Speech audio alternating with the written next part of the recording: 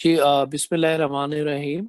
इस सेशन में हम जो प्रीवियस सेशन हमने कंडक्ट किया था उसमें हमने तमाम ग्रुप्स के जो प्रोजेक्ट के टाइटल्स थे उनको कंफर्म किया और जिसमें 2-3 ग्रुप एब्सेंट थे वो बाद में अपनी कंफर्मेशन दे देंगे और सुपरवाइजर्स को कंफर्म किया। और अभी जो है हम इस सेशन के अंदर प्रोजेक्ट प्रपोज़ल क्या फॉर्मेट है, उसके अंदर हर हेडिंग के अंदर क्या-क्या बनाना है, उसको डिस्कस करेंगे ताकि आप फाइनली ये प्रोजेक्ट प्रपोज़ल लास्ट वीक से बना रहे थे और मैंने इस वीक में वैसे सबमिशन रखी हुई थी, मैं इसको एक्सटेंड करके नेक्स्ट वीक तक रख दूँगा। नेक्स्ट वीक में जो अपकमिंग क्लास है उससे पहले आपने एफवाईपी का जो प्रोजेक्ट प्रपोज़ल है वेरिफाइड बाय सुपरवाइज़र, ये नहीं है कि आपने बना लिया और आखिरी दिन आप बस सिर्फ सबमिट करा रहे हैं मेरी ईमेल पे। आपने वो उस प्रपोज़ल को अपने सुपरवाइज़र से पहले वेरीफ़ाई करवाना है, उसमें अगर कोई गलतियाँ हैं, उसमें कोई प्रॉब्लम्स हैं, वो आपको आइडेंटिफ़ाई करके बताएँगे, उसको ठीक करके वो ओके करेंगे, प्रोजेक्ट प्रपोज़ल को भी ओके करेंगे और जो फ्रंट पेज है, उस पे ओके करके सिग्नेचर करके वो सबमिट कराएँगे। तो और ये चीज़ याद रखिएगा, ये नहीं है कि आप नेक्स्ट वीक तक अगर वेडनेसडे को सबमिट कराना है, तो आप ट्यूसडे को सुपरवाइज़र्स को दे रहे हैं। आप ये वीकेंड तक प्रोजेक्ट प्रपोज़ल बना लें और उनको 2-3 दिन दें डेफ़िनिटली वो वीकेंड पे आप उनको सबमिट कराएँ व्हाट्सएप वॉइस के साथ और वो डेफ़िनिटली उनके पास भी काम होता है। तो वो 1-2 दिन लेंगे, मंडे, ट्यूसडे लेंगे और ट्यूसडे को अगर वो आपको वेरीफ़ाई कर देते हैं या अगर उसमें वो छोटी-मोटी गलती है, उसको अपडेट करके उनको दोबारा नोटिफ़ाई करके वो ओके सिग्नल करते हैं, तो आप वेडनेसडे को फिर सबमिट करा दें, ठीक है? तो जो नहीं सबमिट कराएगा उसके मार्क्स कटेंगे। तो एज़ अ इंस्ट्रक्टर जो है मैं नोट कर रहा हूँ क्योंकि मैंने भी आपको एज़ अ इंस्ट्रक्टर नंबर देने हैं, सुपरवाइज़र एक अलहदा चीज़ है, इंस्ट्रक्टर जो है जो आप फ्रॉम द फर्स्ट लेक्चर से जो भी आप एक्टिविटीज़ कर रहे हैं, वो भी आपकी मॉनिटर हो रही हैं। और उसमें कौन आता है, कौन नहीं आता, कौन सबमिट कर रहा है, कौन नहीं सबमिट नहीं करा रहा, कौन टास्क को कैसे कर रहा है, किसके सुपरवाइज़र अभी तक फाइनल नहीं हुए, किसका टाइटल बार-बार चेंज होता है। तो ये सारी चीज़ें नोट होती हैं, ठीक है? तो इसमें जो रेगुलैरिटी दिखा रहा है, उसके फिर उस हिसाब से नंबर लगते जाएँगे, ठीक है? तो ये ख़्याल करें। ये नहीं है कि आप जो भी एक्टिविटीज़ कर रहे हैं और वो क्योंकि एज़ अ इंस्ट्रक्टर भी तो है जो मैं सबके ग्रुप्स को, सबकी एक्टिविटीज़ को देख रहा हूँ। अच्छा जी, अब हम प्रोजेक्ट प्रपोज़ल को डिस्कस करेंगे। जब हम इसको कंप्लीटली डिस्कस कर लेंगे और एट द एंड जो भी हमारे पास टाइम होगा, वो सेशन ये भी है, नेक्स्ट भी, आप उसमें क्वेश्चन पूछ सकते हैं। आप इस प्रोजेक्ट प्रपोज़ल के हेडिंग के अंदर कि क्या-क्या हो सकता है। फिर अगर वो सेशन जब खत्म हो जाएगा क्वेश्चन आंसरिंग का, फिर अपने प्रोजेक्ट के हवाले से कुछ आपने कुछ चीज़ें पूछनी हो, अगर हमारे पास टाइम हुआ तो वो कर लेंगे, ठीक है? नहीं तो आप जो आपका व्हाट्सएप ग्रुप बनाया हुआ है बॉयज़ का, गर्ल्स का और अपने-अपने प्रोजेक्ट के हवाले से आप अपनी वॉइस नोट में क्यूरी कर सकते हैं, ठीक है? तो वो फिर मैं उसके जवाब दे दूँगा। सबसे पहले आ जाते हैं जी, हेडिंग है इंट्रोडक्शन। और ये जो प्रोजेक्ट प्रपोज़ल की जो 10 पॉइंट्स हैं, ये अप्रॉक्सिमेटली सब चीज़ों को कवर कर लेता है और इसमें फिर आपने लिखना होता है। सबसे पहले है जी हेडिंग इंट्रोडक्शन। इंट्रोडक्शन के अंदर आपने क्या लिखना है? जो जिस ऑर्गनाइज़ेशन के लिए अब आप प्रोजेक्ट बनाना चाह रहे हैं, उस ऑर्गनाइज़ेशन का आप थोड़ा-सा तारुफ़ कराएँगे, ठीक है? और इसमें उस कंपनी के बारे में बताएँगे कि हम ये जो सिस्टम बनाना चाह रहे हैं, वो इस ऑर्गनाइज़ेशन के लिए बनाना चाह रहे हैं। अब ये आपको एक बात बता दूँ, ये आपने कुछ 2-2 पैराग्राफ लिखने होते हैं, मगर काइंडली नेट से छापे ना मारें, खुद से लिखना शुरू करें। उसकी ग्रामेटिकल मिस्टेक को देखें, उसकी पंक्चुएशन को देखें, उसकी जब आप पैराग्राफ लिखते हैं, उसकी वर्ड की अलाइनमेंट्स को ठीक करें, तो काइंडली ये थोड़ी-सी 2-3 सफ़े हैं, ये आप लिख नहीं सकते। जब आपको रिपोर्ट का फॉर्मेट दिया जाता है, उसके आप छापे मार लेते हैं, उसी तरह डेटा कॉपी पेस्ट कर लेते हैं, तो ये नुकसान है। तो थोड़ा-सा यहाँ पर स्किल्स का पता लगता है जब आप ये खुद लिखते हैं, तो सबसे पहले इंट्रोडक्शन ऑफ दैट ऑर्गनाइज़ेशन क्या आप बताएँगे, वो ऑर्गनाइज़ेशन क्या है, कहाँ होती है और वो क्या करती है ऑर्गनाइज़ेशन, उसके ऑपरेशंस क्या-क्या हैं और क्यों हमें ये सिस्टम बनाने की ज़रूरत पड़ी। तो थोड़ा-सा कंपनी का तारुफ़ बताना है कि वो कंपनी कहाँ है, क्या उसके मेन मकसद हैं, क्या-क्या वो करती है, ठीक है? तो इंट्रोडक्शन ऑफ दैट सिस्टम बनाना है। फिर सेकंड जो हेडिंग है, ये आप एक पैराग्राफ, अच्छा-सा पैराग्राफ जो है ना 5-6 लाइनों का ज़रा जामे तौर पे लिखेंगे, जिसे पढ़ के खुद भी पढ़ा करें, जब लिख लेते हैं ना तो ग्रामेटिकल मिस्टेक और पता लग जाए। तो जिसको पढ़ के पता लग जाए, अच्छा ये जो सिस्टम बनाना चाह रहे हैं, फॉर एग्ज़ाम्पल हम कह रहे हैं कि ब्लड डोनेशन सिस्टम है, हम ब्लड डोनेशन सिस्टम जो है वो रेड क्रिसेंट के लिए बनाना चाह रहे हैं, रेड क्रिसेंट ये है, उसका ये मकसद है।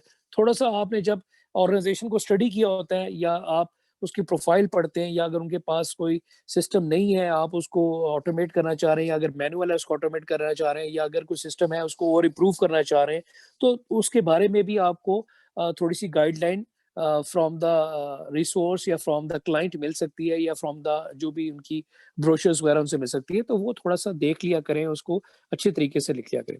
सेकंड है प्रॉब्लम स्टेटमेंट। अब इस हेडिंग के अंदर सबसे पहले आप क्या लिखेंगे, इस मतलब प्रॉब्लम स्टेटमेंट के अंदर जो पहली लाइन इसके अंदर लिखेंगे वो आप बताएँगे कि करंट सिस्टम क्या चल रहा है। करंट या existing system of in that organisation वो क्या चल रहा है।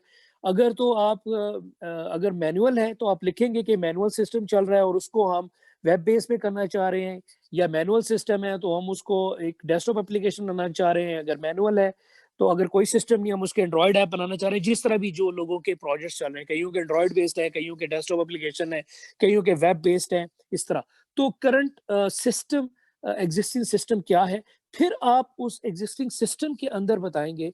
फॉर एग्ज़ाम्पल कइयों के ऐसे हैं कि एंड में हम क्वेश्चन आंसर करेंगे जी। जो जिसने जो कोई चीज़ पूछनी होगी मैं हर हवाले से उसको चीज़ को समझाऊँगा और फिर at the end of the session जो है हम क्वेश्चन आंसरिंग करेंगे और पहले इस प्रोजेक्ट प्रपोज़ल के हेडिंग के हवाले से क्वेश्चन करेंगे। फिर जब वो सेशन खत्म हो जाएगा जिसको सब चीज़ें क्लियर होंगी, तो फिर अगर आप कोई टाइम बचा तो आपने अपने प्रोजेक्ट के हवाले से कोई पॉइंट पूछ सकते हैं क्योंकि आप लोगों ने तमाम लोगों ने अपना-अपना कुछ काम शुरू कर दिया है। तो प्रॉब्लम स्टेटमेंट के अंदर आप सबसे पहले current existing system in that organisation बताएँगे कि करंट एग्जिस्टिंग सिस्टम क्या है। मैंने कहा कि अगर मैनुअल है तो आप लिखेंगे मैनुअल है। अगर उनके पास कोई एप्लीकेशन बनी हुई है, कई लोगों के पास कुछ सिस्टम होता है मगर उसको वो इम्प्रूव करना चाहते हैं। उसकी जो खामियाँ हैं, उसकी जो कुछ ड्रॉबैक्स हैं उसको वो इम्प्रूव करना चाहते हैं। उसकी सिस्टम की कई लोग ऐसे एफिशिएंसी को इम्प्रूव करना चाहते हैं। उस सिस्टम में यूज़र्स की सपोर्ट मैक्सिमम और करना चाहते हैं, यानी प्राइमरी एक्टर्स को और बढ़ाना चाहते हैं। फिर कुछ और फीचर्स को अपग्रेड वो कराना चाहते हैं, ठीक है? जिस तरह मेंटेनेंस होती है। तो वो बाज़ औक़ात कई लोगों के पास सॉफ्टवेयर या एप्लीकेशंस बनी होती है, उसको मज़ीद वो इम्प्रूव करना चाहते हैं। तो प्रॉब्लम स्टेटमेंट भी यही है कि करंट सिस्टम के अंदर आपने प्रॉब्लम्स बताने हैं। अब आपने बताना है कि करंट सिस्टम ये है और उसके अंदर ये फॉलोइंग प्रॉब्लम्स हैं। अब उन फॉलोइंग प्रॉब्लम्स को आपने एक-एक लाइन में एक्सप्लेन करना है कि फॉलोइंग प्रॉब्लम ये है कि जी मैनुअल सिस्टम है, तो मैनुअल सिस्टम आप लिखेंगे कि मैनुअल सिस्टम सिर्फ ये प्रॉब्लम नहीं है। आप उसको प्रॉपर एक लाइन में एक्सप्लेन करेंगे बिकॉज़ ए मैनुअल सिस्टम उसमें काफ़ी हेक्टिक हो जाता है।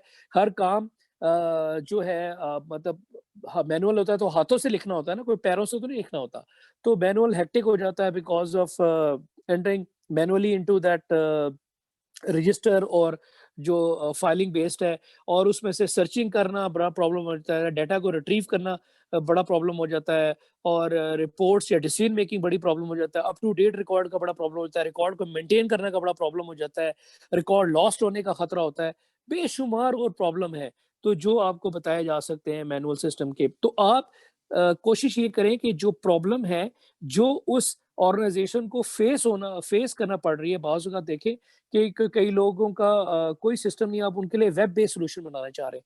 तो जब आप मैनुअल सिस्टम जो कर रहे होते हैं, क्लाइंट्स आपके पास या तो कोई रेफर करेगा या वो आपकी शॉप के लिए स्पेसिफिकली आएगा। तो अगर आप उसके लिए वेब बेस्ड सॉल्यूशन बनाना चाह रहे हैं, तो वेब की जो मार्केट होती है वो ग्लोबली होती है, वो सिर्फ़ पाकिस्तान के लिए नहीं है।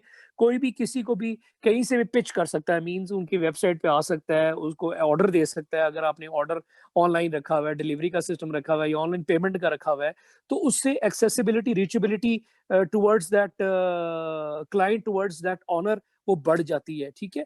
ऑर्डर हो सकते हैं। फिर ये हो सकता है कि आपके पास जब वेब बेस्ड है तो आप अपने फिजिकल जो भी शॉप है, कोई स्टोर है, उसको आप डिजिटल यानी उसमें कन्वर्ट कर देते हैं और उसको उसकी प्रेज़ेंस वहाँ पर दिखा देते हैं, सब अप टू डेट रखते हैं।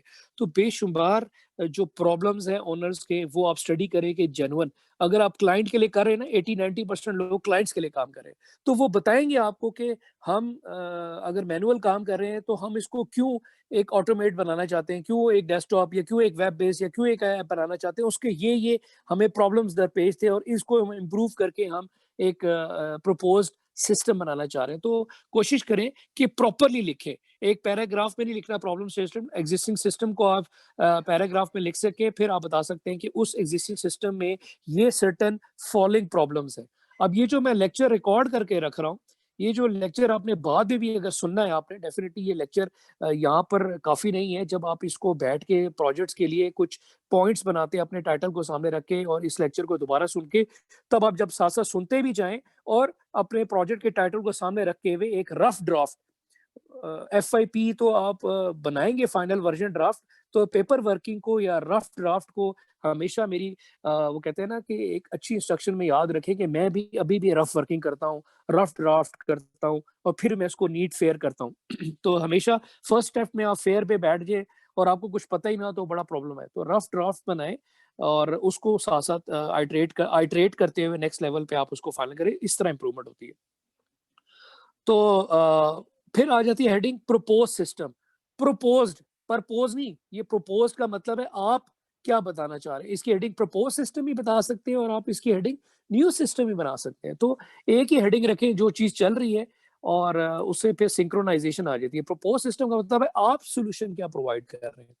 आप इंट्रोडक्शन के अंदर आप कुछ पैराग्राफ के अंदर उस कंपनी का ऑर्गेनाइजेशन के बारे में तारुफ करा सकते हैं, वो कौन है, कहाँ है, क्या करती है, उनके कहाँ-कहाँ स्टोर है, उनकी क्या-क्या ब्रांचेज़ हैं, उनका कितना काम है और मतलब उनका टर्नओवर रेशियो क्या है, थोड़ा-सा कंपनी के इंट्रोडक्शन के अंदर आप बता सकते हैं। फिर उनके अंदर उस एक छोटा-सा पैराग्राफ एक और बना सकते हैं कि उनके पास करंटली सिस्टम क्या है, उनको मसले-मसाइल क्या दरपेश इंट्रोडक्शन में आप थोड़ा-सा जामिया तौर पे बताते हैं।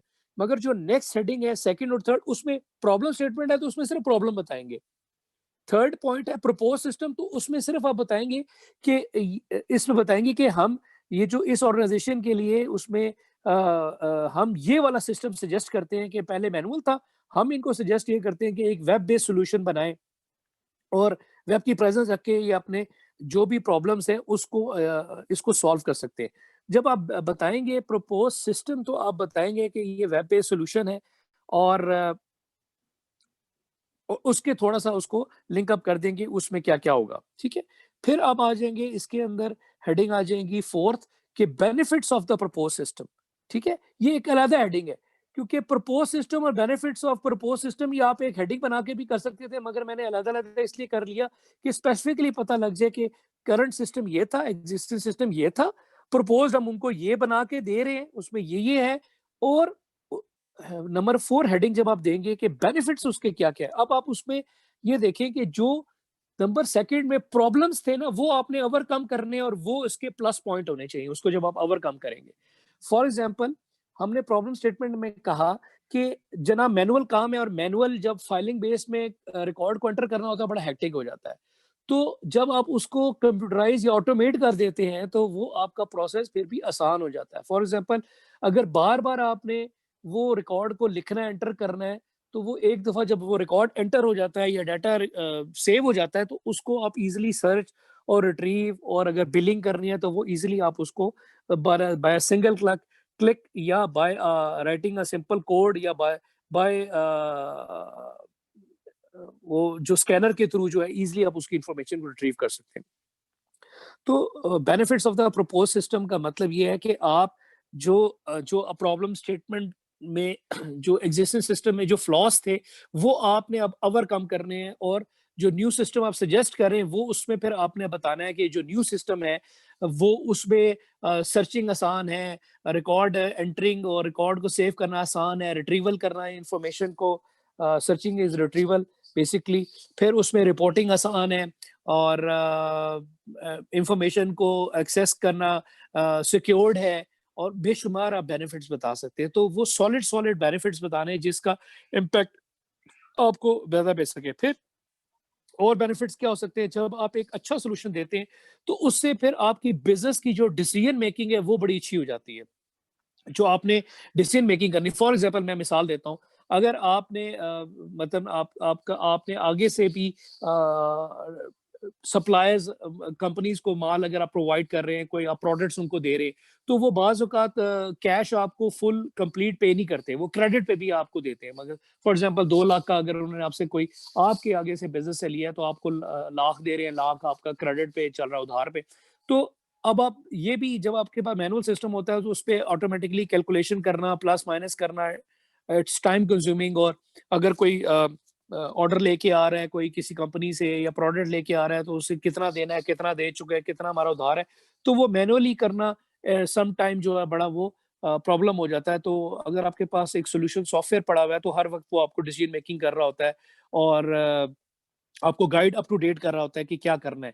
तो उसकी बेहतर बेस पर आप डिसीजन मेकिंग भी कर सकते हैं। अगर आप अपने एम्प्लॉइज़ को डील कर रहे हैं, तो एम्प्लॉइज़ कितनी छुट्टियाँ कर रहे हैं, कौन कितने घंटे काम कर रहा है, किसकी क्या परफ़ॉर्मेंस चल रही है। वो सारी परफ़ॉर्मेंस बेस भी आप सिस्टम से निकाल सकते हैं। उसकी जो वो कितनी एक्टिविटी परफ़ॉर्म कर रहा है, कितना वो सेल जनरेट कर रहा है। तो ये बहुत सारी आप जो है ना उसमें से रिपोर्ट्स निकाल सकते हैं और उसकी बेस पर डिसीजन मेकिंग कर सकते हैं।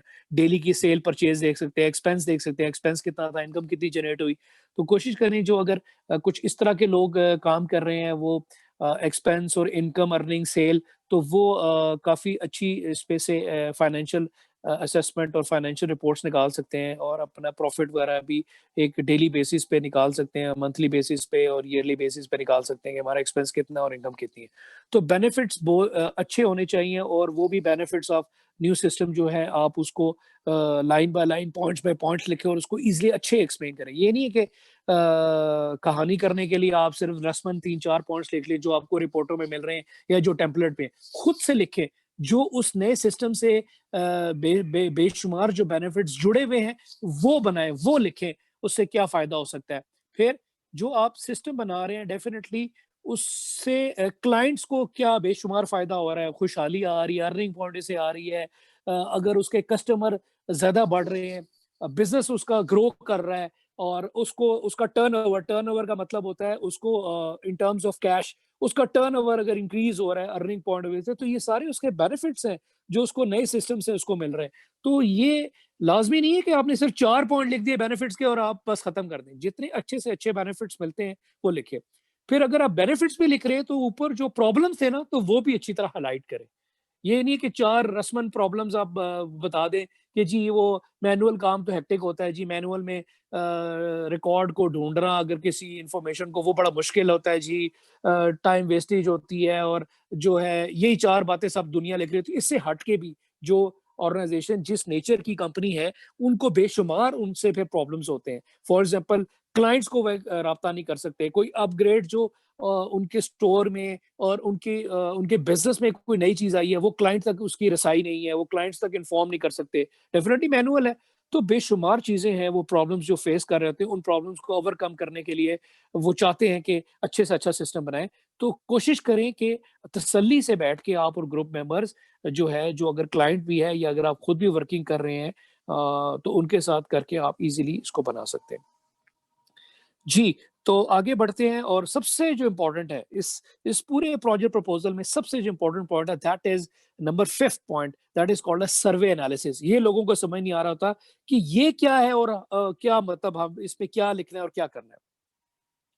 अब मैं आपको एक बात बताता हूँ कि सर्वे एनालिसिस का पहले मतलब क्या है और इसको 2 डिफरेंट अंदाज़ से किस तरह करें। क्योंकि कुछ प्रोजेक्ट जो है वो क्लाइंट बेस्ड है और कुछ प्रोजेक्ट जो है कुछ मतलब 80-90% हमारी जो स्टूडेंट्स हैं मेरी क्लास में वो रियल क्लाइंट बेस्ड प्रोजेक्ट कर रहे हैं और I believe on the real clients. और जब तक आप रियल क्लाइंट्स को टारगेट नहीं करेंगे, पिच नहीं करेंगे और उनसे रिक्वायरमेंट्स नहीं लेंगे, इंडस्ट्री में नहीं जाएँगे, उनको डिज़ाइन वेरीफ़ाई नहीं कराएँगे, उनसे डिस्कशन नहीं करेंगे, तब तक लर्निंग नहीं बढ़ती। आप हवा में बैठे हुए अपने कमरे में एक खोल बना के बैठे हुए खुद से बैठ के करेंगे तो वो आपको समझ नहीं आएगा, ठीक है? वो आप फँस जाएँगे। फिर आप पूछेंगे सुपरवाइज़रों से, डिफरेंट टीचर्स से आप क्या करें, कैसे करें? हेल्प लेंगे तो वो नहीं समझ आएगा। तो रियल क्लाइंट को लाज़मी उसको पिच करें। सर्वे एनालिसिस का मतलब ये है कि इसके अंदर आपने एक टेबुलर फॉर्म में एक चार्ट बनाना है और पहले तो ये सर्वे का मतलब ये होता है एनालिसिस सर्वे एनालिसिस का मतलब ये है कि जो आप जिस तरह का भी प्रोजेक्ट कर रहे हैं, जिस तरह का भी आपने टाइटल लिया हुआ है, क्या इस तरह का काम पहले से किसी ने किया हुआ है? फॉर एग्ज़ाम्पल मैं मिसाल देता हूँ। एक प्रोजेक्ट है लेट्स से मिसाल देके समझाता हूँ। एक प्रोजेक्ट है ब्लड डोनेशन, ये चैरिटी डोनेशन की बात नहीं कर रहा, ब्लड डोनेशन की बात कर रहा हूँ, ठीक है?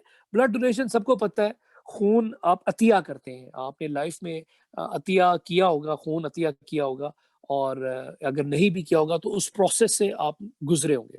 आपने देखा होगा अपनी यूनिवर्सिटी कैरियर लाइफ में भी डेफ़िनेटली वो थैलेसीमिया वाले या रेड क्रिसेंट वाले, लाले हैमर वाले ज़ाहिर बात है मुझे इस वर्किंग दिस यूनिवर्सिटी मुझे 12 इयर्स हो गए हैं, तो मैंने अपनी लाइफ में या अपने यूनिवर्सिटी लाइफ से भी बेशुमार दफ़ा हमने इस प्रोसेस को देखा भी है, खुद भी इस प्रोसेस का पार्ट रहे हैं।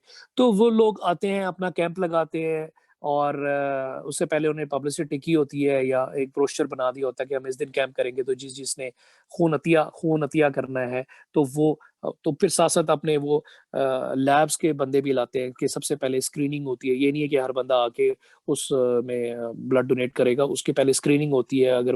अगर उसकी हाइट के हिसाब से, उसकी ऐज के मुताबिक और उसके वेट के मुताबिक, बेसिकली हाइट तो नहीं इतना मैटर करती, ऐज और वेट मैटर करता है। ऐज और वेट के मुताबिक अगर उसका ब्लड लेवल या उसकी जो एचबी लेवल जो है या जो उसके जो भी उनका एक स्क्रीनिंग का एक स्टेप होता है, वो अगर ओके है तो फिर वो ब्लड जो है वो दे सकता है। वरना वो आपको बता सकते हैं कि आप सॉरी आपका शुक्रिया, थैंक यू, आपके हौसले की दाद देते हैं। बट ये है कि अगर आप ब्लड डोनेट करेंगे तो हो सकता है कि प्रॉब्लम हो जाए और आपको हॉस्पिटलाइज़ होना पड़े और बाज़ अगर फ़नी वे में आप कह सकते हैं कि यार आपको तो हमें फिर अपनी तरफ से 2 बोतलें लगानी पड़ेंगी, प्रॉब्लम हो जाएगा। तो ऐसे भी होते हैं। तो ऐसे भी कई स्टूडेंट्स हैं जान के जो पतले-पतले से होते हैं, मतलब ये नहीं है वो उनको खुद भी पता होता है कि यार हमारे तो हालात अपने ही बड़े माड़े हैं, तो हम वो जाते हैं तो वो आगे से कहते हैं यार भाई मज़ाक ना करो ते ਤੁਸੀਂ ब्लड देन आए हो या लैन आए हो। तो ऐसा भी होता है। तो बेसिकली अब वो उनका जो देखना पड़ेगा कि लेट्स से और कॉम्पिटिटर्स क्या हैं। फॉर एग्ज़ाम्पल अगर आप किसी ऑर्गनाइज़ेशन के लिए कर रहे हैं, तो देखना पड़ेगा कि और हमारे कॉम्पिटिटर्स क्या हैं, उन कॉम्पिटिटर्स के नाम लिखेंगे। फिर ठीक है, कॉम्पिटिटर्स का एक कॉलम बनेगा कि इस तरह का प्रीवियस सिस्टम कोई और है, प्रीवियस कंपनीज़ बना लें या कॉम्पिटिटर बना लें। कॉम्पिटिटर का मतलब यही होता है कि और किस-किस ने ये काम किया हुआ है। तो ज 2-3 आप 3 कम से कम आप ब एनालिसिस में करेंगे और चौथा आपका अपना होगा। ये नोट कर लें पहला जो सर्वे एनालिसिस में एक चार्ट बनाएँगे आप और जो पहला जो कॉलम है उसकी हेडिंग आप बना लेंगे कि कंपटीटर्स बना लें हेडिंग। तो कंपटीटर्स का मतलब ही यही होता है कि और कौन-सी कंपनीज़ हैं आपकी कंपनी के अगेंस्ट जिन्होंने ये सिस्टम बनाया हुआ है, इस तरह का उनके पास है।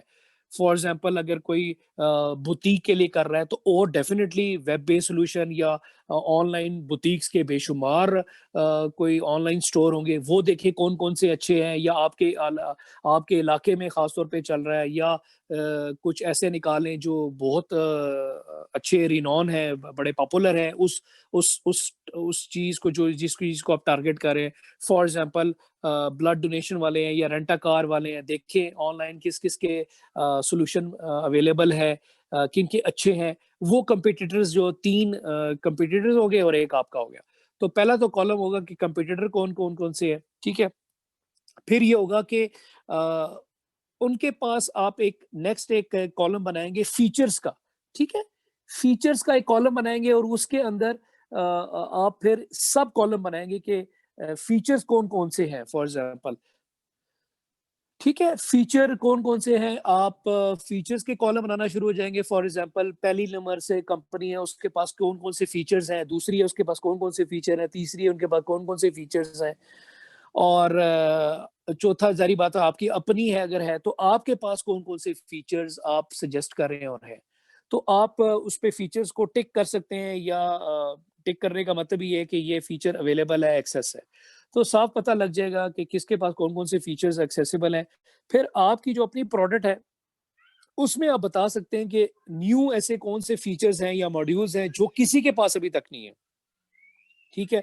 वो एक ऐसा यूनिक से भी फीचर्स हो सकते हैं, वो डिफरेंट हो सकते हैं, जो अभी तक किसी ने ना किया हो या हट के वो हो सकता है। वो पूरी ऐप, वो पूरा आइडिया यूनिक हो सकता है, वो कुछ उस पूरे प्रोजेक्ट के अंदर कुछ मॉड्यूल्स ऐसे हो सकते हैं, वो उस मॉड्यूल्स के अंदर कुछ ऐसी टेक्निक्स या एल्गोरिदम हो सकती हैं, जो अभी तक किसी ने ना किया हो उस तरीके से।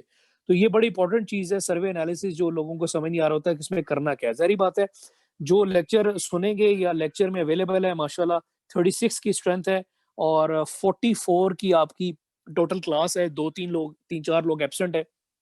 तो वो बाद में भी सुनेंगे। ये सर्वे एनालिसिस को मैं इसलिए दोबारा बताता हूँ कि जब आप प्रपोज़ल को प्रेज़ेंट कर रहे होते हैं, अपने आइडिया को प्रेज़ेंट कर रहे होते हैं, तो सुपरवाइज़र या जो आपका इवैल्यूएटर होगा, कोई टीचर आपकी प्रेज़ेंटेशन पावर पॉइंट पे आपने प्रेज़ेंटेशन बनाई होगी और प्रपोज़ल का आपने ये जो मैंने फ़ॉर्मेट आपको दिया हुआ है, ये तो कवर पेज है, जिसमें हेडिंग है, एक टेम्पलेट आड़े पे दिया है, उसमें से सिर्फ़ पढ़ लें, सिर्फ़ वही छापा नहीं मारना, आपने अपने तौर पे ज़रा लिखना है, उससे बेहतर लिखना है। ये एक पैटर्न मैंने दिया है जो अच्छा है, मगर इससे बेहतर आप चीज़ों को प्रेज़ेंट करके अच्छे तरीके से बता सकते हैं। डिटेल जितनी मर्ज़ी दें, वो कोई ममानियत नहीं है कि आप 4 सफ़े बनाएँ, 5 सफ़े बनाएँ। एक स्टूडेंट मुझे कहता है, सर एक सिस्टम के अंदर एफवाईपी के अंदर how many modules will be there? मैंने कहा यार modules is not an issue. उसके अंदर स्कोप, उसका लेवल, उसका इम्पोर्टेंट चीज़ है कि उसके अंदर काम किस लेवल का आप कर रहे हैं, तो वो कोर्स बेस्ड प्रोजेक्ट ना लगे। ठीक है? एक बात याद रखें, कुछ लोग डाटा माइनिंग की टेक्निक्स भी अप्लाई करेंगे, कुछ लोग जो है ना ये एल्गोरिदम लगा रहे हैं, तो वो at the end of the ये ना हो कि आपका यही वो एफवाईपी का जो एग्जामिनर वैल्यूएटर वो कहे कि यार ये तो जो है आपने इस कोर्स में भी एल्गोरिदम सीखे होंगे, आपको इम्प्लीमेंट करवाए होंगे, नहीं करवाए तो वो तो टीचर की रिस्पॉन्सिबिलिटी है। तो ये तो इस कोर्स बेस का लेवल था। तो ये ना लगे कि वो सिर्फ़ आप एक एल्गोरिदम, एक फ़ॉर्मूला, एक एक एनालिसिस की टेक्नीक लगा के आप तीर मार रहे हो कि ब बड़ा काम कर लिया। तो ये ख़्याल रखें कि एफवाईपी का लेवल पता लगना चाहिए। उसमें कुछ ऐसे मॉड्यूल्स ऐसे हों जो ट्रिकी वन हो, जो अभी तक ना हो, जो आप एफ़र्ट कर सकें और जो उस तरीके से करें, तो वो चीज़ एक सराही जाती है और उसको कहा जाता है, अच्छा आप इसको स्टडी करें, इस तरीके से करें, जो इस तरीके से नहीं हुआ। तो ये बड़ी इम्पोर्टेंट चीज़ है। आप वो एक पंजाबी में कहते हैं कि मीठा मीठा हप हप कोड़ा कोड़ा थू थू। आप मीन्स के सब आसान फीचर्स रख लें, यार ये होगा, ये होगा, ये होगा, ये तो सबने किए हुए हैं। आपने उसमें क्या कर लिया? तो इसमें ऐसा भी ना हो कि ए ने मसलन एक ए जो सिस्टम है उसके पास ये 5 फीचर्स हैं। जो बी वाली कोई कंपटीटर है उसके पास उस 5 में से 3 है, 1-2 अपने हैं उनके पास। जो 5 ऊपर 2 ऊपर वाले थे वो नहीं है, 1-2 अपने हैं उनके पास। सी वालों के पास 2 ऊपर वाले में से है, 2 नीचे वालों में से है, 1 उससे अपना बनाया हुआ है। आपकी जो है आपने सारों का मिलाप कर दिया, वो भी कर सकते हैं बट उसमें कुछ ऐसे हों कि जो किसी के पास ना हो। जो किसी ने उस पे काम ना किया, उस पॉइंट पे, उस मॉड्यूल पे, उस चीज़ पर, तो वो एक थोड़ा-सा हट के एक चीज़ होती है। फिर बाज़ औक़ात लोग नई टेक्नोलॉजी पे काम करते हैं, ठीक है? उसके अंदर फिर नए फ्रेमवर्क्स पे यूज़ करते हैं, तो वो भी एक लर्निंग होता है, वो भी एक चैलेंजिंग होती है कि हम इस पे काम कर रहे हैं। फॉर एग्ज़ाम्पल आपने रूबी ऑन रेल्स पे किसी ने काम नहीं किया, ठीक है? तो डिफरेंट जो है फॉर एग्ज़ाम्पल पाइथन पे आप अभी पढ़ रहे होंगे, तो पाइथन पे आप प्रोजेक्ट करेंगे, फॉर एग्ज़ाम्पल वो भी एक लर्निंग है, वो भी एक चैलेंजिंग टास्क है। तो वो भी एक है कि आप अपने प्रोजेक्ट को पाइथन लैंग्वेज सीख के भी उस पे भी इम्प्लीमेंट करेंगे, तो ये भी एक अच्छी अपॉर्च्युनिटी होती है और उसके अंदर कि आप इस प तो कोशिश किया करें कि अपने अंदर उसमें लर्निंग और चैलेंजिंग चीज़ ला सकें। सर्वे एनालिसिस को मैं दोबारा एक्सप्लेन कर सकता हूँ, सर्वे में यही है कि आपने क्या स्टडी किया? ये बड़ी इंपॉर्टेंट चीज़ है कि जो भी आप प्रोजेक्ट टाइटल लेना चाहते हैं, आपने शुरू में स्टडी भी किया, फिर मैंने भी आपको हेल्प आउट किया कि इस तरह के आइडियाज़ हैं, इस तरह के लोगों ने अपना भी स्टडी किया, कई लोगों ने डिफरेंट टाइटल्स लिए, ज़ाहिर बात है और मसलन अगर ये 22 है, इसमें से 13-14 लोगों के आइडियाज़ मैंने प्रेज़ेंट किए, बाकी लोग बल्कि ज़्यादा ही होंगे, बाकी लोगों ने अपना भी कोई दिमाग यूज़ करके आगे पीछे से भी कोई हेल्प लेके वो अपना पॉइंट ऑफ व्यू से आइडिया भी लेके डिस्कस किया, वो दैट इज़ आल्सो गुड। तो सर्वे में यही है कि जो आप काम करना चाह रहे हैं, जो आपने प्रोजेक्ट सेलेक्ट कर लिया, अब तो कर लिया। इस तरह का काम क्या हुआ हुआ है पहले? मार्केट में किस-किस ने ये काम किया हुआ है? और अगर आप एक कंपनी के लिए उसको वेब पे सॉल्यूशन दे रहे हैं, जिसके पास मैनुअल था, जिसके पास कोई सिस्टम नहीं था, मगर इस तरह के डिफरेंट कॉम्पिटिटर्स जो हैं, कंपनीज़ जो हैं, उन्होंने अपना एक सॉल्यूशन बनाया हुआ है। आप उनसे कैसे बेहतर प्रेज़ेंट करेंगे उसका अपने टारगेट यूज़र के लिए? तो ये सर्वे करना बहुत इम्पोर्टेंट है, उसको नोट करना बड़ा इम्पोर्टेंट है। उसी में से आपको आइडियाज़ बनेंगे। जो एग्ज़िस्टिंग सिस्टम है उसमें क्या बेहतरी होनी चाहिए थी, उसमें क्या कमी-बेशी रह गई, उसपे लोगों ने कमेंट्स क्या लिखे हुए हैं, क्या उनको प्रॉब्लम्स दरपेश आ रहे हैं। तो वो चीज़ें वहाँ से आपको काफ़ी सारी चीज़ें लर्निंग मिल जाती हैं। नोट्स का मतलब है कि आपको एक पॉइंट्स बनाने के लिए बड़ा हेल्पफुल हो जाता है। आप देखते हैं कि प्रॉब्लम प्रीवियस क्या-क्या थे, उनमें क्या-क्या इश्यूज़ थे या क्या-क्या कमी-बेशी थी या और जो कंपीटिटर्स हैं उनमें उसने डिफरेंट क्या चीज़ की हट के? अगर सेम चीज़ आप भी प्रेज़ेंट कर रहे हैं, उसी तरीके से कर रहे हैं, तो फिर लोग आपकी तरफ क्यों आएँगे? लोग आपके सॉल्यूशन की तरफ क्यों आएँगे? लोग तो वो दराज़ पे चले जाएँगे, उन्होंने भी ये प्रेज़ेंट किया, आप हट के क्या ऐसी चीज़ कर रहे हैं, जो लेट्स से दराज़ वाले नहीं कर रहे। तो वो बड़ा इम्पोर्टेंट है, वो बड़ी इम्पोर्टेंट चीज़ है, वो बड़ी लर्निंग है कि आपके प्रोजेक्ट के अंदर क्या कुछ ऐसे मॉड्यूल्स या क्या ऐसे फीचर्स हैं जो अभी तक किसी ने नहीं किए, जो यूनिक उसको एक शो कर रहे हैं, ठीक है? तो ये बड़ी इम्पोर्टेंट चीज़ है। तो सर्वे एनालिसिस में मैंने आपको बताया कि 3 कॉम्पिटिटर्स आप लेंगे, 3 जो डिफरेंट लोग उसको उस चीज़ पे काम कर रहे हैं, या उनके पास अगर उनके पास भी कइयों के पास मैनुअल सिस्टम है और कइयों के पास उसका ऑटोमेटेड सॉल्यूशन है, तो वो भी आप एक कॉलम बना सकते हैं कि जो कंपनीज़ जो उनके ये कॉम्पिटिटर्स हैं और उनके पास एक कॉलम, एक सेकंड हेडिंग बना लेंगे। देखिए खुद से क्रिएटिविटी करें। अगर टीचर ने बता दिया ये 3-4 कॉलम, तो उसमें सिर्फ यही यही ना लिखें, कुछ और बेहतर आप उनके बता सकते हैं कि हर एक के पास किस तरह का सॉल्यूशन है। फॉर एग्ज़ाम्पल किसी के पास मैनुअल है तो मैनुअल है, और किसी के पास अगर वेब बेस्ड है तो वेब बेस्ड सॉल्यूशन है, और किसी ने अगर एंड्रॉयड ऐप है तो वो भी साथ सपोर्ट, तो बेशुमार आप चीज़ें उसमें साथ ऐड कर सकते हैं। प्लस फिर थर्ड कॉलम बना लें, फीचर्स का बना लें, यानी मॉड्यूल्स का बना लें। मेन मॉड्यूल्स बता दें, ठीक है? और उसकी टाइटल वगैरह आप लिख लें। वो नहीं है कि आप उसका आप ये लिख लें कि ऐड भी है, सर्च भी है, तो मेन फीचर्स का बता दें, और किस-किस के पास क्या फीचर्स हैं, और के पास वो फीचर्स हैं उसको टिक करते जाएँ। अगर दूसरी कंपनी के पास उसके बाद क्या-क्या फीचर्स हैं, अगर उसमें कोई नए हैं उसमें वो ऐड कर दें।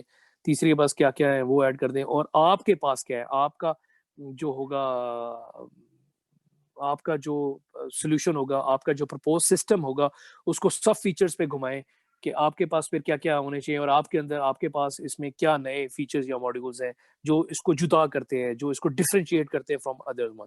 तो ये हम इस सर्वे एनालिसिस में करते हैं। मेरे ख़्याल से टाइम अभी सेशन का ख़त्म होने वाला है, और approximately I think so 4-5 minutes are available. कितना टाइम रह गया वक़ार?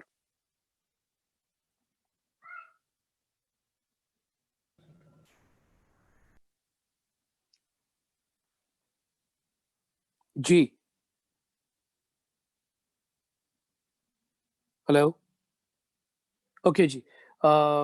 जब ये सेशन खत्म हो जाएगा तो नेक्स्ट सेशन जो भी टाइम है, उस पे हम उसको दोबारा जॉइन कर लेंगे, और लेक्चर जो है वो वहीं से वो रिज़्यूम और रिकॉर्ड भी होना शुरू हो जाएगा। सर्वे एनालिसिस हमने कंप्लीट कर लिया, अब हम आते हैं मॉड्यूल्स एंड सब मॉड्यूल्स, उसकी डिस्क्रिप्शन पे।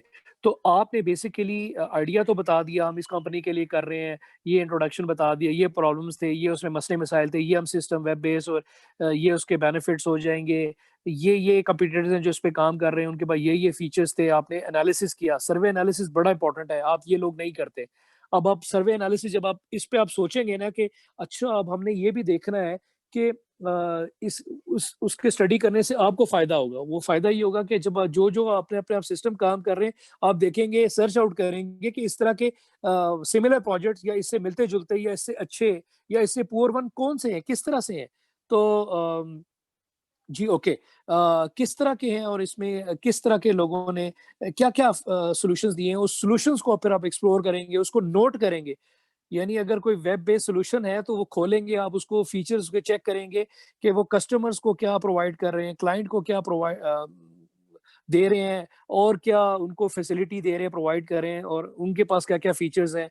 तो ये चीज़ें जब आप नोट कर रहे होंगे, तो आपको एक जब आप चार्ट बना रहे होंगे, अपने आप नोट्स मेंटेन कर रहे होंगे, तो आपको बहुत सारी चीज़ें सीखने को, लर्न करने को मिलेंगी। आपके अपने सिस्टम के हवाले से, फिर जो उसमें अपग्रेडेशन है, ताकि आप उसमें क्या-क्या नई चीज़ें ला सकें, और आप इसको एक्सप्लोर करें कि अच्छे कंपीटिटर्स या अच्छे ऐसे कौन से कंपनीज़ हैं या क्लाइंट्स हैं जो इस पे काम कर रहे हैं, और जो रिनाउन है, आप वो भी उठा सकते हैं जो पॉपुलर हो, और कुछ ऐसे भी उठा सकते हैं जो मीडियोकर वन है। तो ये नहीं है कि आप ऐसी कंपनीज़ का नाम लें तो जिनको जो बिल्कुल कोई जानता ही ना हो। फॉर एग्ज़ाम्पल तो इस तरह आप उठाएँगे ताकि आपको भी अच्छा लगे कि एक एक आपने अच्छे बेस्ट वन को टारगेट किया हुआ है, एक एवरेज वन को टारगेट किया हुआ है, और फिर आप खुद भी आप उस टक्कर में आ रहे हैं। तो final year project research based basically होता है।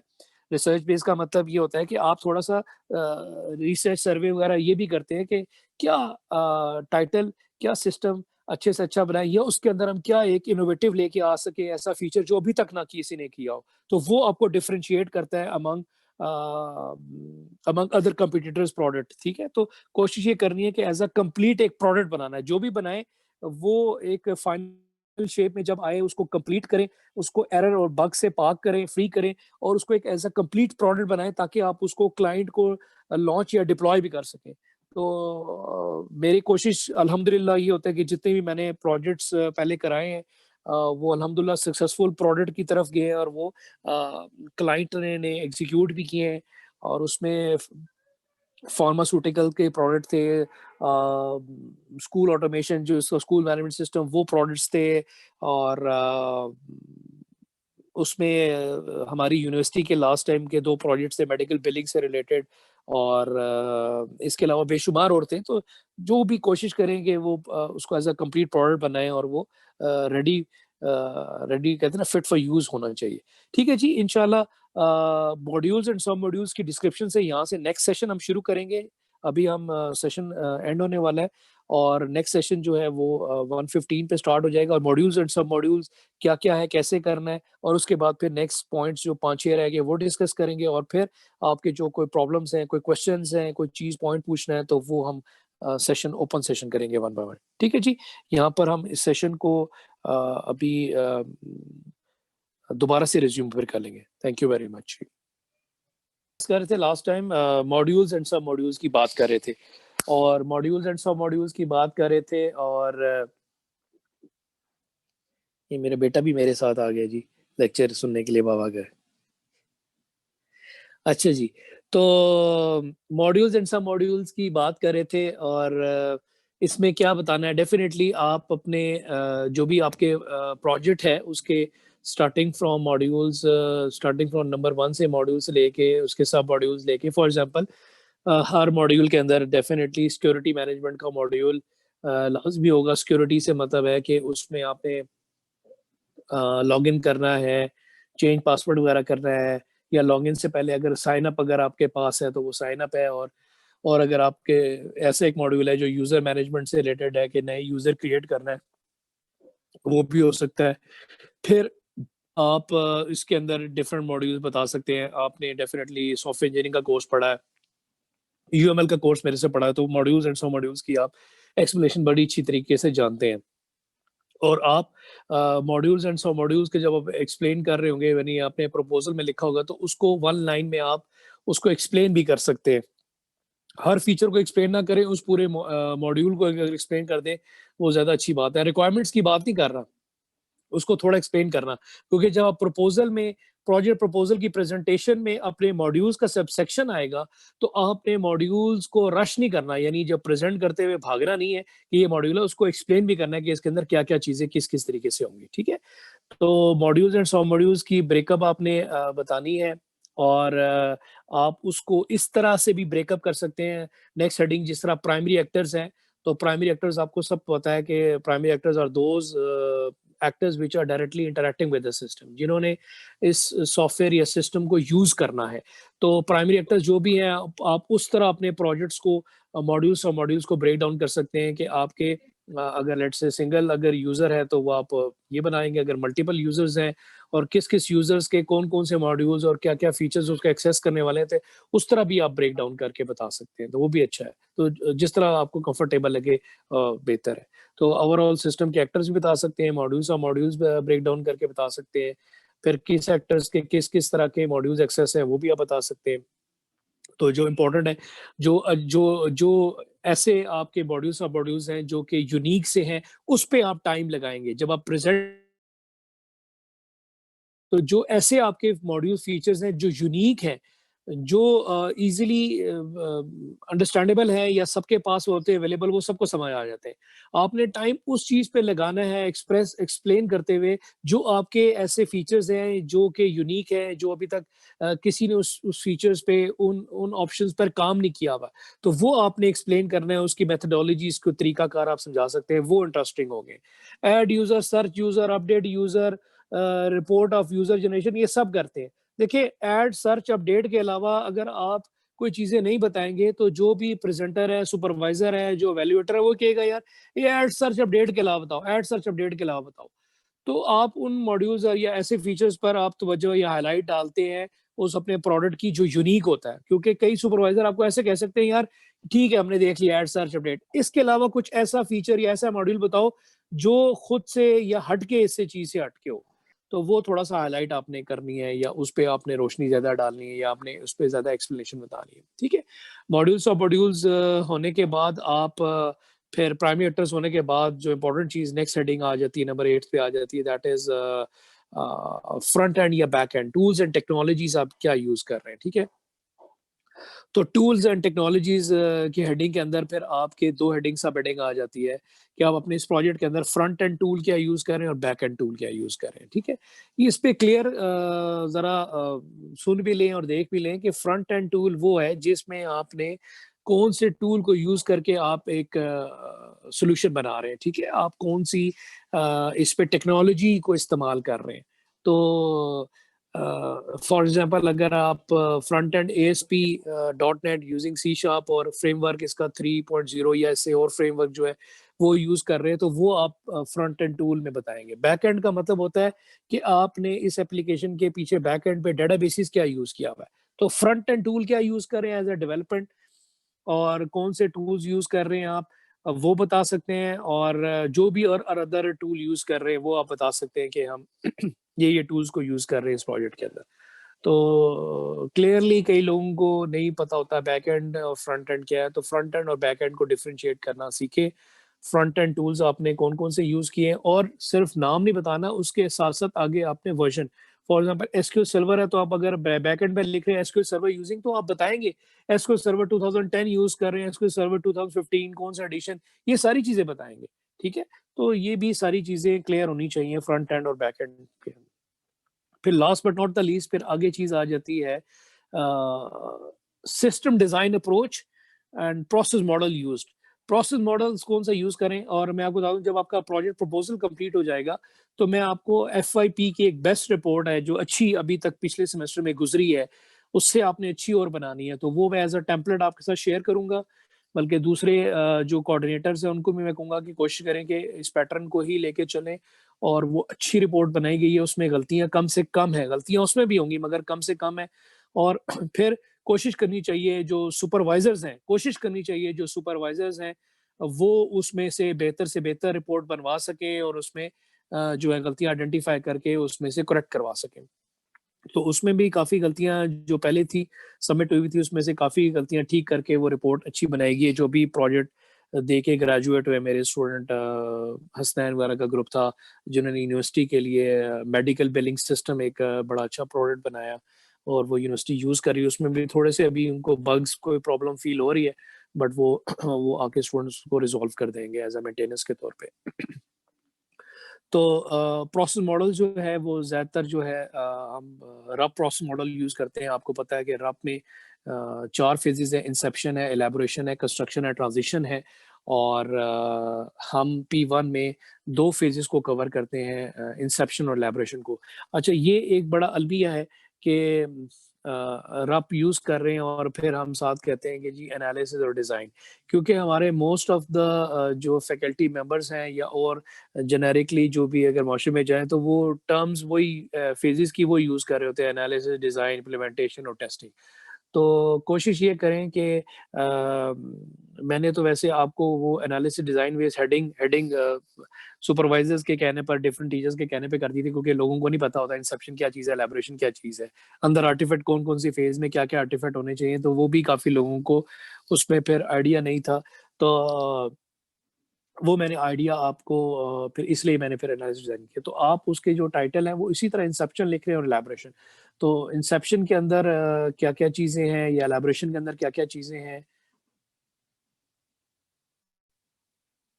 और वो सारी चीज़ें फिर आ जाएँगी। जो एनालिसिस की हेडिंग है वो इंसेप्शन की हेडिंग डाल दें, और जो डिज़ाइन वो है वो एलैबोरेशन की हेडिंग में कन्वर्ट कर दें, और इम्प्लीमेंटेशन कंस्ट्रक्शन हो जाएगी, और 4th फेज़ ट्रांज़िशन हो जाएगी।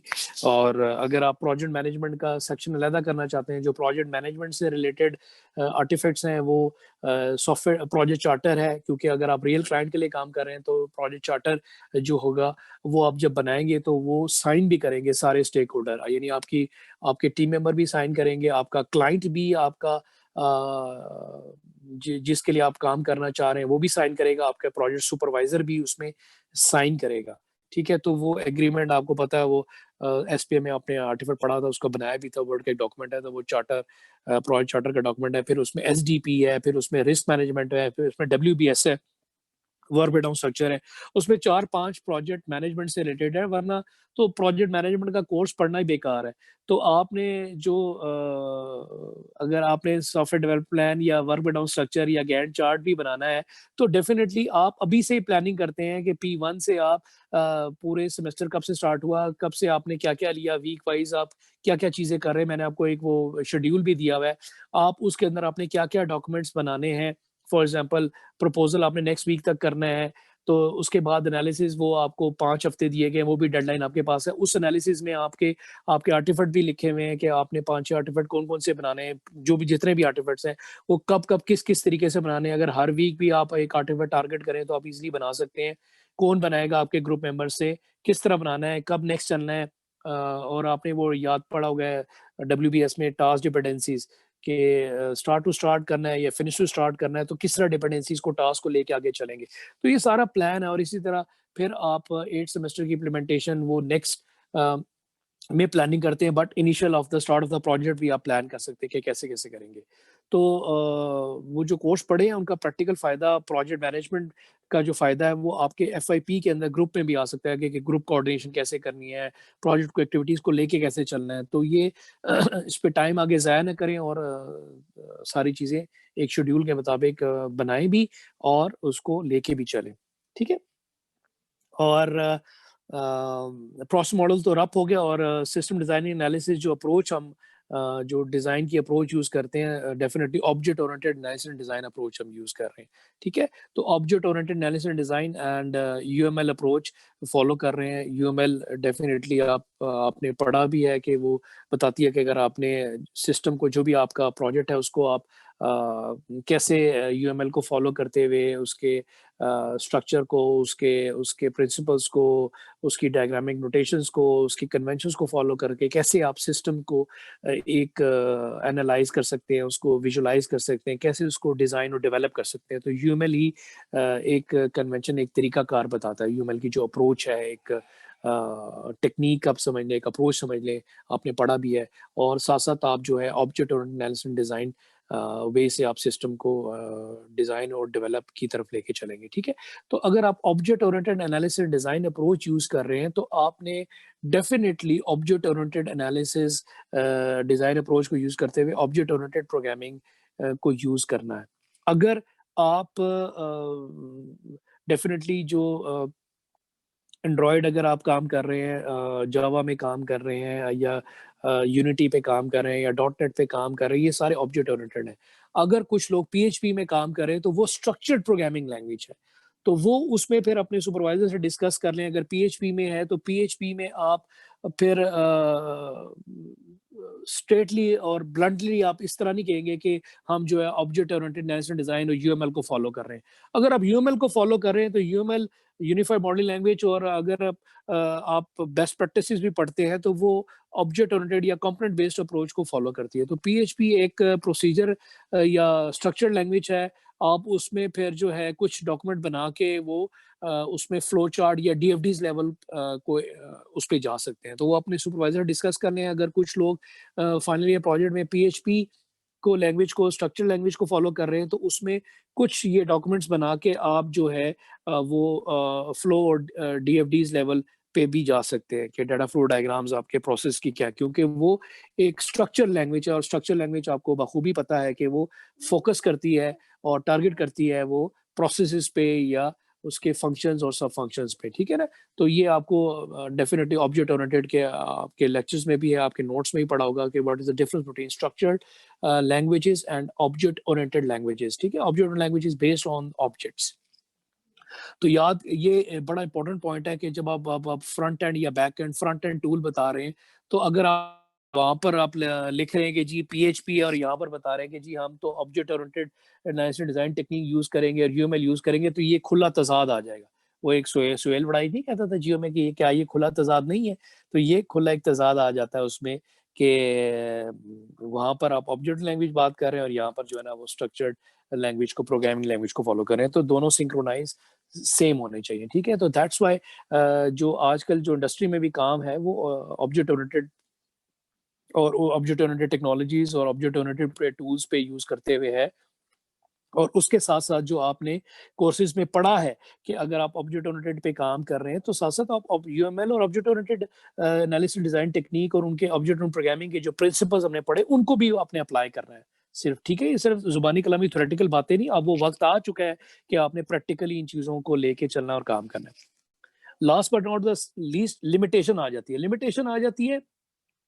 लिमिटेशन का लफ्ज़ी मतलब है हद।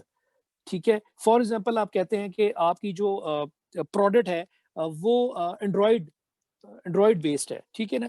तो डेफ़िनिटली आपने बता दिया कि आपका जो प्रोजेक्ट है वो वेब पे नहीं चलेगा या डेस्कटॉप नहीं, वो एंड्रॉइड होना चाहिए और उसके लिए फिर कौन-सा फ्रेमवर्क होना चाहिए, एंड्रॉइड का कौन-सा वर्ज़न होना चाहिए और ये सारी चीज़ें फिर।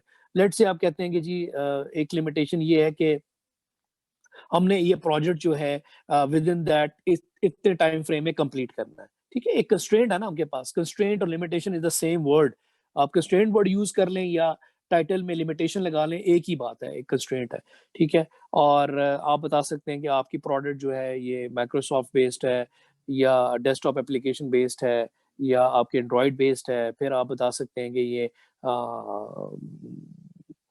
With in that time frame आपने कंप्लीट करना है। कुछ और जो सर्टेन कंस्ट्रेंट है डिपेंडिंग अपॉन उसके इंटरफेस के पॉइंट ऑफ व्यू से या हार्डवेयर रिक्वायरमेंट्स की पॉइंट ऑफ व्यू से वो आप बता सकते हैं। प्लस और जो कोई प्रॉब्लम्स फील हो रही हैं, तो वो आपने बताना है एट द एंड। ठीक है जी, अब यहाँ पर हमने कंप्लीट जो है वो एफवाईपी का जो प्रोजेक्ट प्रपोज़ल है उसके एक-एक सेक्शन को मैंने एक्सप्लेन कर दिया है। डेफिनिटली कहीं पॉइंट पे आपको प्रॉब्लम हुआ होगा तो आप जब ये लेक्चर अभी अपलोड हो जाएगा थोड़ी देर तक ये अपलोड हो जाएगा। कासिम इसको अपलोड कर देते हैं, मेरे जो बड़े डियर स्टूडेंट हैं और आपके भी बैचमेट हैं, उनकी बड़ी एफर्ट है और वो अपलोड कर देते हैं फॉर द कम्युनिटी, फॉर जो भी स्टूडेंट्स को सुनना चाहते हैं। डेफिनिटली एफआईपी का प्रोजेक्ट प्रपोजल आज डिस्कशन थी, बड़ी इंपॉर्टेंट थी। पहले सेशन में तो हमने प्रोजेक्ट टाइटल्स और सुपरवाइजर्स की कंफर्मेशन की, वो तो हमने लेक्चर को रिकॉर्ड नहीं किया। डेफिनेटली वो आपके प्रोजेक्ट टाइटल्स, उसमें भी टाइटल्स भी आ रहे थे, तो वो हम ऑन एयर नहीं करना चाह रहे थे। तो जो बाकी सेशन हमने 2 सेशन यानी 40-40 मिनट्स के वो लिए हैं, उसमें प्रोजेक्ट के प्रपोज़ल और उसके पैटर्न, उसकी डिस्कशंस, उसमें क्या करना है, कैसे करना है, क्या वो सारी चीज़ें डिस्कस हुई। जी, if anyone has some query तो वो कोई पोस्ट कर सकता है, अगर तो बाद में भी हो तो अपने एफआईपी ग्रुप पे भी आप पोस्ट कर सकते हैं क्वेरी। आप वहाँ पर बेहतर है कि वॉइस ग्रुप में पोस्ट करें, वो ज़्यादा बेहतर है और वहाँ पर आप पोस्ट करें। ठीक है जी, यहाँ पर हम सेशन को एंड करते हैं। तो लाज़मी सेशन का जो फीडबैक है वो ग्रुप पे भी दिया करें और जब लेक्चर अपलोड हो जाए तो डेफ़िनेटली चैनल पे जब ये अवेलेबल होता है, वहाँ पर भी बाज़ औक़ात आप सुनते हैं दोबारा से गाइडेंस लेने के लिए, तो कोशिश का किया करें कि वहाँ पर अपना फीडबैक लाज़मी दें। कोई क्वेरी है तो पोस्ट करें और लाज़मी उस पे वहाँ पर उसको कमेंट करें। ठीक है जी, thank you, that's all for the today's lecture. I hope कि आपने अच्छी तरह सुना होगा, इसको अच्छी तरह दोबारा जब आप फ्री हों तो सुनें, उसको नोट करें। जब आप दोनों ग्रुप मेंबर्स बैठे हों, अपने प्रोजेक्ट्स के लिए काम कर रहे हों, दोबारा से इसको सुनें। अपना प्रोजेक्ट टाइटल सामने रखें, दोबारा से इसको सुनें और उस पे वर्किंग शुरू करें। और सबसे जो इम्पोर्टेंट था अ, ये उस्मान आपने अभी जॉइन किए? उस्मान अहमद? नो सर, पहले का ज्वाइन है लेकिन वो क्लिक हो गया था। जो आपके जो कॉम्पिटिटर है उसको स्टडी करें, इस पर किसी ने नहीं देखा होगा। तो ये बहुत इंपॉर्टेंट चीज़ था सर्वे एनालिसिस करना कि भाई और किस-किस तरह के प्रोजेक्ट बने हुए हैं। फॉर एग्ज़ाम्पल अगर ये उस्मान, अगर लोग मतलब हॉस्टल वगैरह पे काम कर रहे हैं, तो हॉस्टल को फिज़िकली सर्वे तो करते हैं, थोड़ा-सा आइडिया तो होता है और काफ़ी काम भी मैंने करवाए हुए हैं इस तरह के प्रोजेक्ट्स। तो आप जाके देखें कि किस तरह के काम है, क्या है और किसी का अगर कोई वेब बेस्ड या वेबसाइट भरी हुई है, उसकी वेबसाइट में क्या-क्या फीचर्स है, क्या-क्या फैसिलिटीज़ वो वैसे प्रोवाइड कर रहे हैं। तो बेशुमार है लोगों को पता ही नहीं लग रहा होता कि कौन से हॉस्टल है और उसमें कितने रूम खाली है, क्या अवेलेबिलिटी है।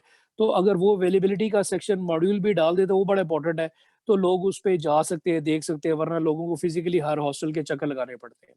ठीक है? तो एक प्रोजेक्ट इस तरह भी हो सकता था कि जितने भी हॉस्टल हैं अगर वो रेस्ट्रिक्टेड हो जाते हैं और जहाँ-जहाँ अवेलेबिलिटी है तो जिस-जिस को जगह वहाँ पर सर्च करके आप वहाँ पर जा सकते हैं। जिस तरह आप अगर आप होटल की बुकिंग कराना चाहते हैं, फ्लाइट्स की रिज़र्वेशन कराना चाहते हैं, तो सबसे पहले सर्च करते हैं कि क्या अवेलेबल है उस दिन जिस दिन हमारा इवेंट है। अगर वो अवेलेबल है फिर आप उसको परस्यू करते हैं। तो सबसे पहला फीचर ही हॉस्टल या होटल वालों ने अवेलेबिलिटी का रखा होता है कि सर्च कर लें कि अवेलेबिलिटी है कि नहीं है। ठीक है? तो अवेलेबिलिटी अगर उस दिन है, उस दिन हॉल की इवेंट की है, तब आप जाके उसको बुक ठीक है जी, that's all for the today's. I hope कि काफ़ी इन्फॉर्मेटिव रहा होगा और इसका लाज़मी फीडबैक दीजिएगा। Thank you very much. और अब अपने एफआईपी के प्रपोज़ल पे काम करना है, वीकेंड्स तक अपने प्रपोज़ल कंप्लीट करें, अपने सुपरवाइज़र्स के साथ डिस्कशन भी करें, कोशिश करें कि वॉइस नोट पे डिस्कशन करें, उनको प्रपोज़ल दें और उनको प्रोजेक्ट प्रपोज़ल सबमिट कराएँ और उनको फेयर अमाउंट ऑफ टाइम दें ताकि वो 1-2 दिन लगाते हैं, डेफ़िनेटली डिफरेंट प्रपोज़ल्स उनके पास आ रहे होते हैं, प्रोजेक्ट प्रपोज़ल्स, उसको फिर वो स्टडी करते हैं, उनको गाइड करते हैं कि भई ये ठीक करें और कोशिश करें कि पहले खुद से देख लें, उसको खुद से स्टडी कर लें, उसमें खुद से गलतियाँ निकाल लें। आप बस लिख के आप जो है ना उठा के देते हैं कि भाई सुपरवाइज़र ही सारा काम करे, वो ही ग्रामेटिकल मिस्टेक निकाले। वो भाई ग्रामेटिकल मिस्टेक तो निकालें, उसका सीक्वेंस तो ठीक करें, उसकी अलाइनमेंट तो ठीक करें, उसकी फॉर्मेटिंग तो ठीक करें। ना सिर है ना पैर है, तो कोशिश करें एक अच्छे तरीके से बनाएँ ताकि वो खुश हो कि वाक़ई कोई अच्छे तरीके से कोई काम आप कर रहे हैं और कोई बेहतर तरीके से प्रेज़ेंट कर रहे हैं और कोशिश करें कि अपने फॉर्मेट ना बनाएँ, जो एक फॉर्मेट दिया है ना, उस तरीके से पैटर्न सब लेके चलें, ठीक है? और अगर कोई सुपरवाइज़र आपको कुछ और मज़ीद कहता है कि इसमें इस तरीके से मुझे बताएँ, तो वो कोई मसला नहीं, आप उसमें वो इन्फॉर्मेशन या उस तरीके से भी वो उसमें वो चीज़ें ऐड करके उसको क्योंकि उसने अप्रूव करना है, उसने ही देखना है कि क्या इस लेवल पे है वो चीज़ है या उसमें जो कमी-बेशी उसको नज़र आ रही होगी, वो कहेगा कि मुझे ये फीचर्स भी डाल के दें, मैं तो चाहता हूँ कि इसमें ये डालें, ये तो कोई काम नहीं है। उसमें इस तरह डालें, उस तरह डालें क्योंकि वो चीज़ फिर आपको करनी पड़ेगी क्योंकि मैंने आपके सुपरवाइज़र से भी फिर वैल्यूएशन करवानी है। ये मैं आपको बात याद रख लूँ कि ये आप किसी गलतफ़हमी में ना रहें कि आप जो डिफरेंट सुपरवाइज़र्स आपने नाम लिखे तो मैं उनसे भी इवैल्यूएट करवा सकता हूँ वेरीफ़ाई करने के लिए कि क्या यही प्रपोज़ल है जो आपने साइन किया, क्या इसी तरीके से आप चाह रहे हैं? तो वो मुझे वॉइस नोट में शेयर कर देंगे। ठीक है? तो कोशिश करें कि आप उसको हैंकी-पैंकी से बचें। ठीक है? और that's all. Thank you very much.